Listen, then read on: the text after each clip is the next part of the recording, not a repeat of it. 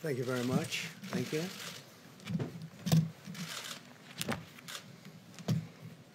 Good evening. I'd like to provide the American people with an update on our efforts to protect the integrity of our very important 2020 election. If you count the legal votes, I easily win. If you count the illegal votes, they can try to steal the election from us. If you count the votes that came in late, we're looking at them very strongly, but a lot of votes came in late. I've already decisively won many critical states, including massive victories in Florida, Iowa, Indiana, Ohio, and the pollsters got it knowingly wrong. They got it knowingly wrong. We had polls that were so ridiculous, and everybody knew it at the time. There was no blue wave that they predicted.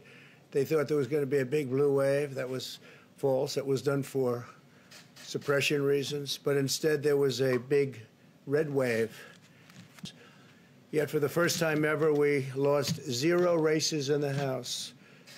I was talking to Kevin McCarthy today. He said he couldn't believe it. 0 races. Very unusual thing, 0. And actually won many new seats with, I think, many more on the way. This was also the year of the Republican woman.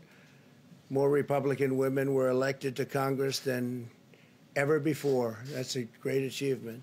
I won the largest share of non-white voters of any Republican in 60 years, including historic numbers of Latino, African American, Asian American, and Native American voters, the largest ever in our history. Democrats are the party of the big donors, the big media, the big tech, it seems, and Republicans have become the party of the American worker, and that's what's happened.